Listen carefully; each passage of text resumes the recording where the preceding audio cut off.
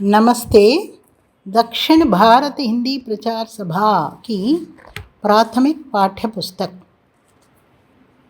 पृष्ठ संख्या 11 பக்கம் எண் 11 பாரகடி பாரகடி பாரகடி என்பது மெய்யெழுத்துக்களையும் உயிரெழுத்துக்களையும் இணைத்து அந்த உயிர்மெய் எழுத்துக்கள் உருவாக்குகின்றோம் அல்லவா, அந்த செயல்பாட்டிற்கு உதவுகின்ற இந்த முறைகள்தான் பாரகடி என்பார்கள்.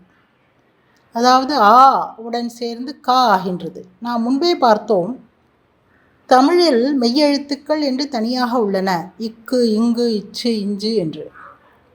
ஹிந்தி மொழியில் இக்கு என்று எழுத வேண்டும் என்றால் காவை பாதியாக எழுதுவார்கள். இச்சு என்று எழுத வேண்டுமென்றால் சாவை பாதியாக எழுதுவார்கள். அதனால் நாம் முன்பு படித்த பாடங்களில் வெஞ்சன் என்று படித்தோம் அல்லவா, உயிர்மெய் எழுத்துக்கள். இந்த உயிர்மெய் எழுத்துக்கள் உயிரெழுத்துக்களுடன் இணையப்பட்ட மெய்யெழுத்துக்களைத்தான் நாம் படித்தோம். தனியாக மெய்யெழுத்துக்களை நாம் பார்க்கவில்லை. ஏனென்றால் தனியான மெய்யெழுத்துக்களை எழுத அந்த முழு எழுத்தை பாதியாக செய்யும் பொழுது அது இக்கு, காவை பாதியாக செய்யும்போது இக்கு, சாவை பாதியாக செய்யும்போது இச்சு, ஜாவை பாதியாக செய்யும்போது இஜ்ஜு என்று உச்சரிக்கப்படுகின்றன. இதை தவிர இந்த எழுத்தின் கீழ் சிறிய கோடு ஒன்று போடுவார்கள், சிறிய கோடு ஒன்று போடுவார்கள். அதற்கு ஹலந்த் என்று பெயர். ஹலந்த், அதாவது ஹல் என்றால் கலப்பை, ப்ளவ். இந்த கலப்பையின் முனை இருப்பதைப் போல அந்த கோடு இருக்கின்றது. அதனால் அதற்கு ஹலந்த் என்று பெயர். அந்த எழுத்தின் கீழே இந்த ஹலந்த் என்ற கோட்டை போடும் பொழுது அது பாதியாக உச்சரிக்கப்படும். இந்த இக்கு ப்ளஸ் ஆ சேர்ந்து கா என்று ஆகின்றது, இக்கு ப்ளஸ் ஆ சேர்ந்து கா என்று ஆகின்றது. இப்படி 12 எழுத்துக்கள் உருவாகின்றன. இவற்றுக்கு பாரகடி என்பார்கள். கடி, பார என்றால் 12. இந்த 11வது பக்கத்தில் மேலே உள்ள வரிசையில் உயிரெழுத்துக்கள் எழுதப்பட்டுள்ளன. அ ஆ இ ஈ உ ஊ ரு ஏ ஐ ஓ ஔ அம் அஹா என்று எழுதப்பட்டுள்ளன. அதற்கு அடுத்த வரிசையில் சில கோடுகள், சில இணைப்புகள், கொக்கி போன்றவைகள் எல்லாம் உள்ளன. கவனித்தீர்களா? இவை இந்த காவுடன் சேரும் பொழுது இவற்றை இணைத்தால் எப்படி அது உருவாகின்றது என்பதை காண்பிக்க இந்த 2வது வரிசையில் உள்ள ஸ்ட்ரோக்ஸ் என்போம். இந்த ஸ்ட்ரோக்ஸுகளை போடும்பொழுது உயிர்மெய் எழுத்துக்கள் எப்படி உருவாகின்றன என்பதை புரிந்து கொள்ளலாம். அதாவது 3வது வரிசையை பாருங்கள். முதலில் கா உள்ளது, ஆவிற்கு நேராக கா உள்ளது, அதாவது இக்கு ப்ளஸ் ஆ கா. அடுத்தது கா.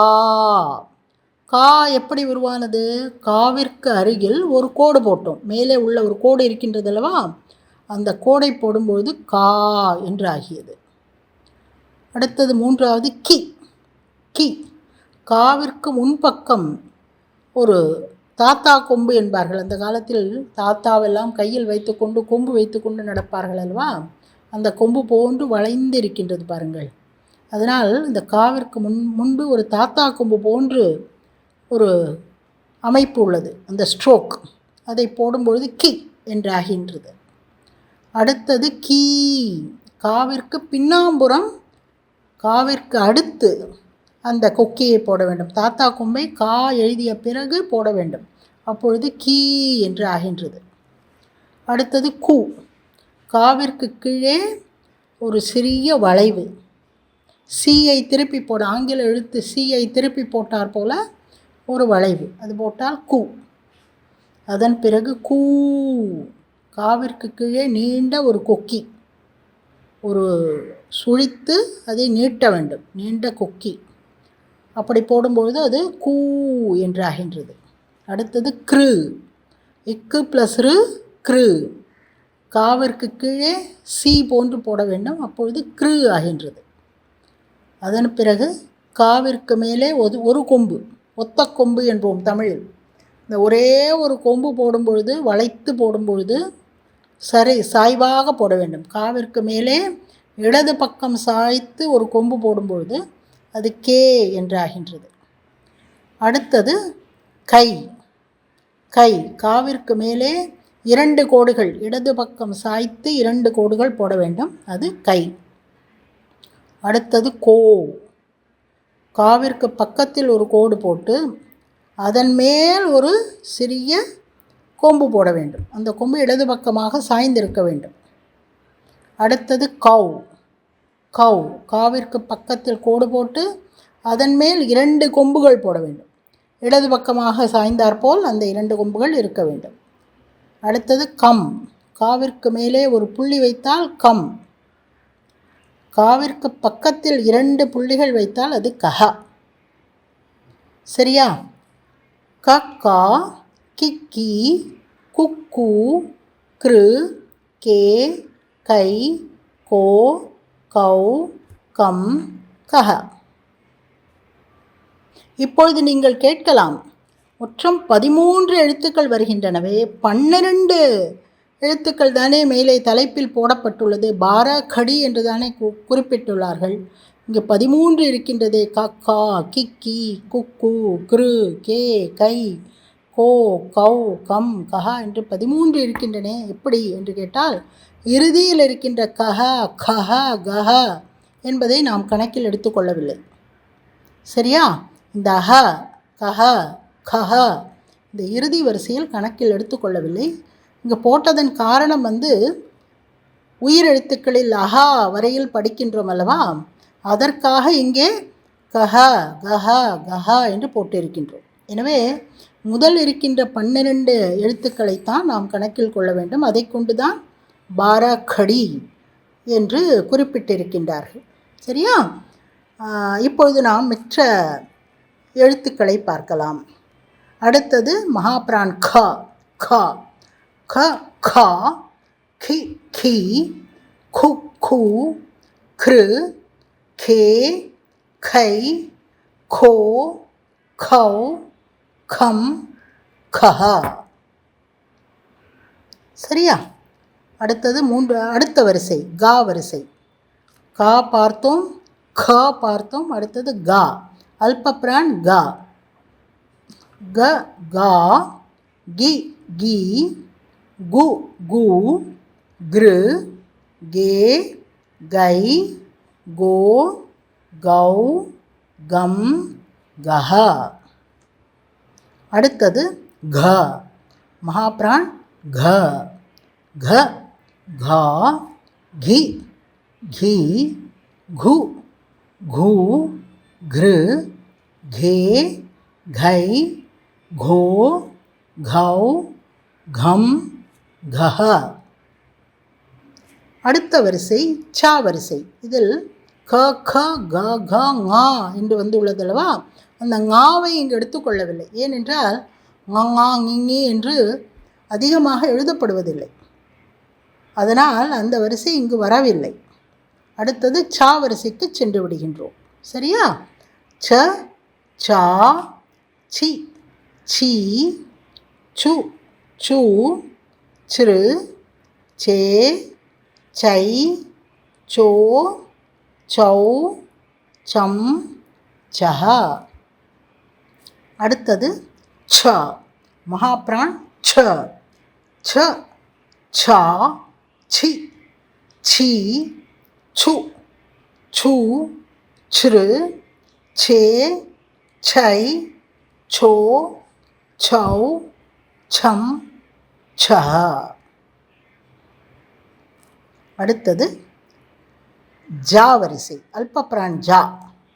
இவற்றை படிக்கும்பொழுது கையில் ஒரு பென்சில் வைத்துக்கொண்டு அதன் மேல், அந்த எழுத்தின் மேல் அந்த பென்சிலை வைத்த வண்ணம் படித்தால் நன்றாக இருக்கும், உங்களுக்கு அது பயனுள்ளதாக இருக்கும். சரியா?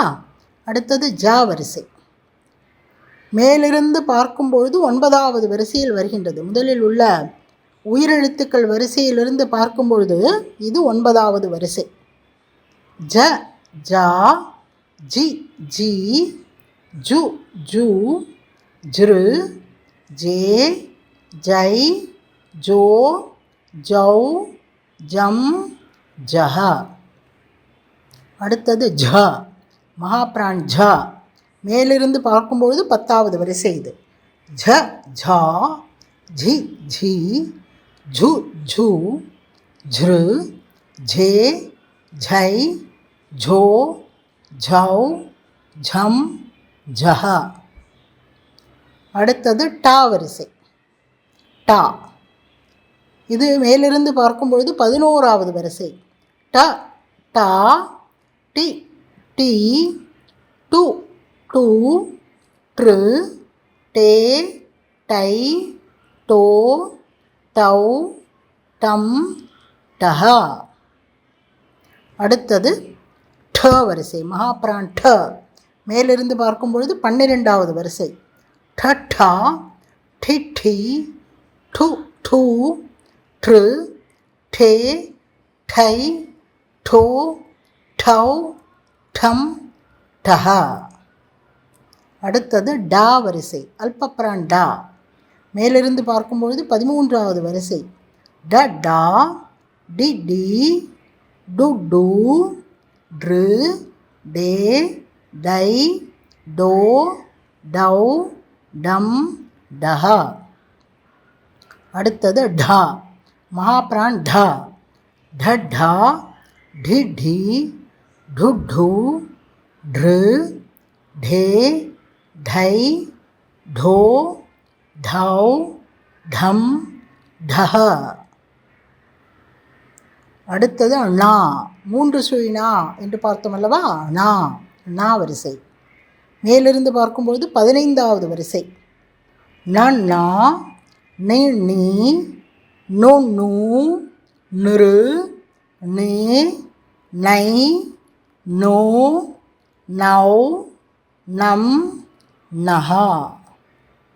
அடுத்தது தா வரிசை. மேலிருந்து பார்க்கும்பொழுது கடைசி வரிசை 16வது வரிசை. த தா, தி தி, து து, த்ரு, தே, தை, தோ, தௌ, தம், தஹா. சரியா? இதன் தொடர்ச்சி 12வது பக்கத்தில் உள்ளது. 12வது பக்கத்தை திருப்பிக் கொள்ளுங்கள். முதல் வரிசை தா, மகாப்ரான் தா. த தா, தி தி, து து, த்ரு, தே, தை, தோ, தௌ, தம், தஹா. அடுத்தது தா வரிசை. தா மேலிருந்து பார்க்கும்பொழுது 2வது வரிசை. 12வது பக்கத்தில் உள்ள 2வது வரிசை. த தா, தி தி, து து, த்ரு, தே, தை, தோ, தௌ, தம், தஹா. அடுத்தது தா, மகாப்ரான் தா.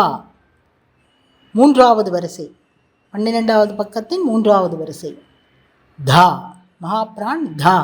த தா, தி தி, து து, த்ரு, தே, தை, தோ, தௌ, தம், தஹ. அடுத்தது நா, 2 சுழி நா அல்லது தாவிற்கு அடுத்த வருகின்ற நா. நல்லா, நல்ல என்று சொல்லிற்கு வருகின்ற நா, தன்னகரம் என்போம். 2 சுழி நா மற்றும் நல்ல நா, இந்த இரண்டிற்கும் இந்த நா தான் பயன்படுத்தப்படுகின்றது. மேலிருந்து பார்க்கும்பொழுது 4வது வரிசை. ந நா, நி நீ, நு நூ, நிரு, நே, நை, நோ, நௌ, நம், நஹா. அடுத்தது பா, 5வது வரிசை. 12வது பக்கத்தில் 5வது வரிசை பா. ப பா, பிப்பி, புப்பு, ப்ரு, பே, பை, போ, பௌ, பம், பஹா. அடுத்தது பா. பா ஆறாவது வரிசை. பப்பா, பிப்பி, புப்பு, பிரு, பே, பை, போ, பௌ, பம், பஹா. அடுத்தது பா. பா வரிசை. ப பா, பி பி, பு பூ, பிரு, பே, பை, போ, பௌ, பம், பஹ. அடுத்தது பா. பா மேலிருந்து பார்க்கும் பொழுது 12வது பக்கத்தில் மேலிருந்து 12வது வரிசை. 12வது பக்கத்தில் மேலிருந்து பார்க்கும் பொழுது 8வது வரிசை. பா மகாப்ரான் பா. ப பா, பி பி, பு பூ, பிரு, பே, பை, போ, பௌ, பம், பஹ. அடுத்த வரிசை மா வரிசை.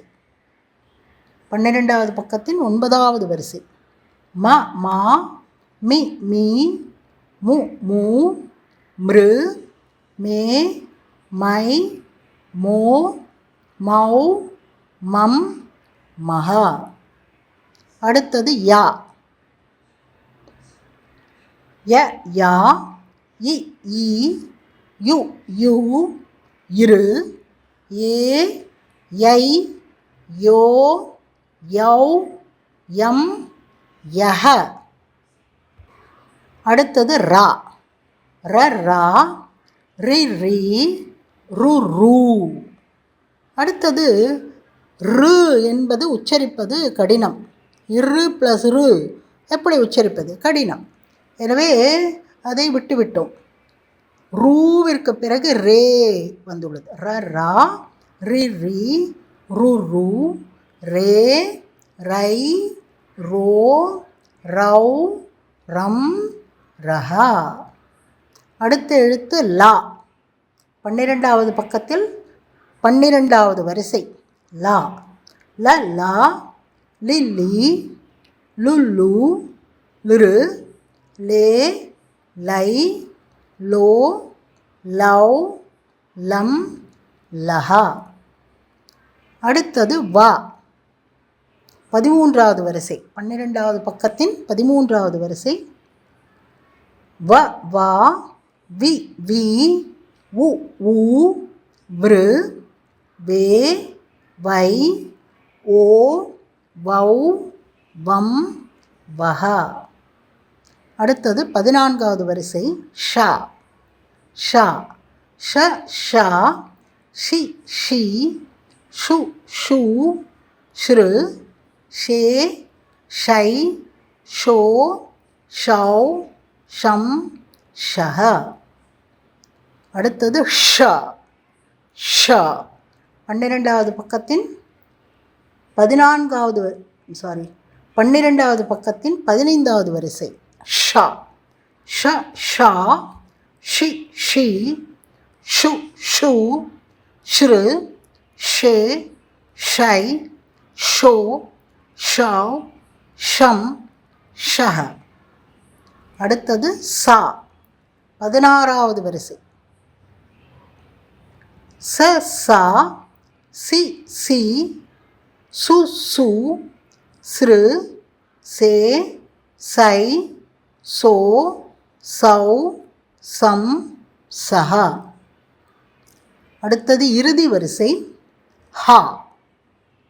ஹ ஹா, ஹி ஹி, ஹு ஹூ, ஹ்ரு, ஹே, ஹை, ஹோ, ஹௌ, ஹம், ஹஹா, ஹஹா. மற்றும் ஒரு முறை இந்த ஹா வரிசையை ஒன்றி படித்து காண்பிக்கின்றேன்.